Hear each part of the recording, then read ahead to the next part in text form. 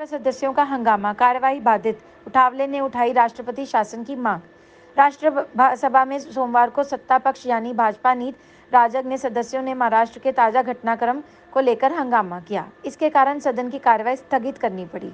सत्ता पक्ष के कई सदस्यों ने शून्यकाल के आखिरी चरण में कुछ मुद्दे को उठाने का प्रयास किया, लेकिन सभापति एम वेंकैया नायडू ने इसकी अनुमति नहीं दी। इसी दौरान सदन में प्रश्नकाल शुरू हो गया और भाजपा सदस्यों ने एक बार फिर यह मुद्दा उठाने का प्रयास किया, लेकिन उपसभापति हरिवंश ने इसकी अनुमति नहीं दी और हंगामे के बीच ही प्रश्नकाल चलाने का प्रयास किया। हंगामे के दौरान ही अल्पसंख्यक कार्य मंत्री मुख्तार अब्बास नकवी ने कुछ पूर्वक प्रश्नों का उत्तर दिया। चांदी, आज 302 रुपये सस्ता हुआ सोना, चांदी में भारी गिरावट। सोमवार को राष्ट्रीय राजधानी में सोने और चांदी की कीमत में गिरावट आई। राष्ट्रीय राजधानी में आज सोना 302 रुपये गिरकर 44,259 रुपये हुआ प्रति 10 ग्राम पर पहुंच गया। HDFC सिक्योरिटीज के अनुसार सोना पिछले कारोबार में 44,531 रुपये प्रति 10 ग्राम पर बंद हुआ था।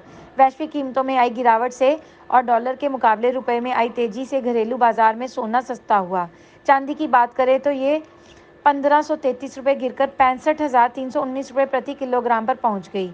पिछले कारोबारी दिवस में चांदी 66,852 रुपये पर बंद हुई थी। अंतर्राष्ट्रीय बाजार में सोना $1,731 प्रति औंस पर पहुंच गया, जबकि चांदी की कीमत $25.55 प्रति औंस रही। नहीं थम रहा कोरोना का कहर। पिछले 24 घंटे में आए रिकॉर्ड करीब 47,000 नए केस। मौतों की संख्या ने बढ़ाई चिंता। देश में एक मामला पहले वैश्विक महामारी ने दस्तक दी थी। कोरोना वायरस के प्रसार को रोकने के लिए देश में आज से ठीक एक साल पहले इसी दिन जनता कर्फ्यू लगाया गया था और आज एक साल बाद देश कोरोना संक्रमण से बुरी तरह जूझ रहा है। देश में लगातार कोरोना संक्रमण का कहर बढ़ता जा रहा है। कई राज्यों में स्थिति विकराल होने के बाद कई तरह की पाबंदियां लगाई गई। देश में कोरोना के नए मामले हर दिन पिछले साल के रिकॉर्ड तोड़ रहे हैं। इस साल सोमवार सुबह बीते 24 घंटे में पहली बार कोरोना संक्रमण के रिकॉर्ड 46,951 नए मामले दर्ज किए गए। करीब 5 महीने बाद कोरोना के नए मरीजों की ये सर्वाधिक संख्या है। वहीं कोरोना से होने वाली मौतों की संख्या भी चिंता बढ़ा रही है। पिछले 24 घंटे में 212 से अधिक लोगों की जान चली गई। केंद्रीय मंत्रालय ने सोमवार को ये जानकारी दी। स्वास्थ्य मंत्रालय की ओर से सोमवार को जारी आंकड़ों के मुताबिक बीते 24 घंटे में कोरोना वायरस से संक्रमण के रिकॉर्ड 46,951 नए मामले दर्ज किए गए हैं। इसी के साथ देश में संक्रमण के कुल मामले बढ़कर 1,16,46,081 पहुंच गए हैं। बता दें कि इस साल का सर्वाधिक आंकड़ा है, जबकि पिछले साल 6 नवंबर को 47,000 कोरोना के नए मामले दर्ज किए गए थे। वहीं पिछले साल 24 घंटे में इस जानलेवा संक्रमण में 212 लोगों की जान गई। इसी के साथ मरने वालों की संख्या 1,59,960 पर पहुंच गई है। स्वास्थ्य मंत्रालय के ताज़ा आंकड़ों के मुताबिक पिछले 24 घंटों में 21,180 कोरोना मरीज स्वस्थ होकर अपने घर लौट गए हैं। इसी के साथ देश में अब तक 1,11,51,468 मरीज कोरोना वायरस को मात देने में सफल रहे हैं। रोजाना के आधार पर दर्ज होने वाले एक नए कोरोना केसों की तुलना में ठीक होने वाले की मरीजों की संख्या आधी से भी कम रह गई है। पिछले कई महीनों बाद कोरोना के सक्रिय मामले मार्च में एक बार फिर 3 लाख के पार पहुंच गए हैं, जबकि इससे पहले सक्रिय मामले लगातार 2 लाख से नीचे बने हुए थे। फिलहाल देश में कोरोना वायरस के सक्रिय मामले 3,34,646 हैं। शेयर बाजार लाल निशान पर बंद हुआ। सेंसेक्स 14,800 के नीचे पहुंचा। निफ्टी दिन भर के उतार चढ़ाव के बाद आज सप्ताह के दूसरे कारोबारी दिन यानी सोमवार को शेयर बाजार लाल निशान पर बंद हुआ। बॉम्बे स्टॉक एक्सचेंज का प्रमुख इंडेक्स सेंसेक्स 86.95 अंक यानी 0.17% नीचे 39,77,129 के स्तर पर बंद हुआ। वहीं नेशनल स्टॉक एक्सचेंज का निफ्टी 7.60 अंक यानी 0.05% की मामूली गिरावट के साथ 14,736.40 के स्तर पर बंद हुआ। बीते सप्ताह BMSE का 30 शेयरों वाला सेंसेक्स 933.84 अंक या 1.83% टूट गया। असम प्रियंका ने भाजपा पर चलाया सिंडिकेट चलाने का आरोप। कहा, पार्टी में धृतराष्ट्र और शकुनी कांग्रेस नेता प्रियंका गांधी वाड्रा ने एक बार फिर भाजपा पर हमला बोला है। सोमवार को प्रियंका ने कहा कि भाजपा माफिया की तरह काम कर रही है, असम में सिंडिकेट चला रहा है।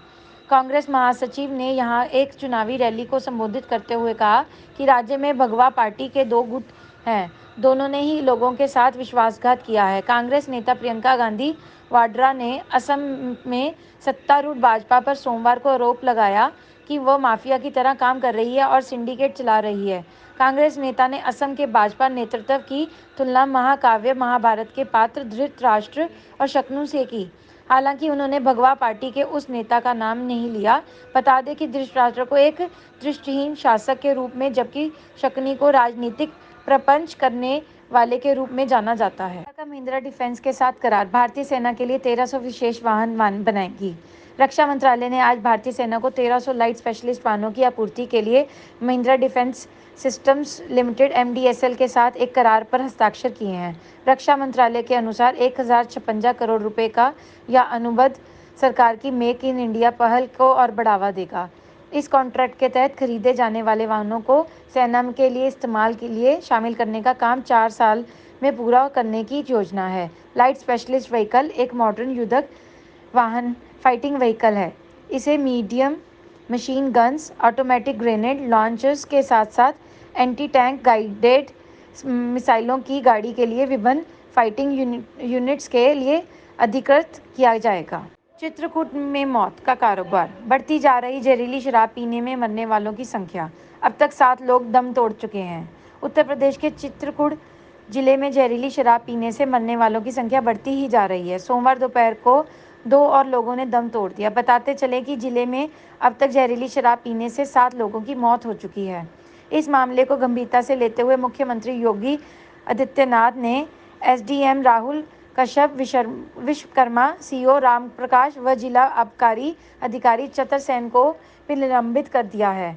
इसके अलावा घटना के संबंध में लापरवाही को देखते हुए ब्रजेश पांडे, उप निरीक्षक हल्का प्रभारी बीट कांस्टेबल भूपेंद्र सिंह व संबंधित लेखपाल राजेश सिंह को भी तत्काल प्रभाव से निलंबित किया गया है। साथ ही ग्राम चौकीदार सुनील कुमार को की सेवाएं भी समाप्त कर दी गई हैं। नया मैदान और नया फॉर्मेट, भारत इंग्लैंड के बीच पहले वनडे।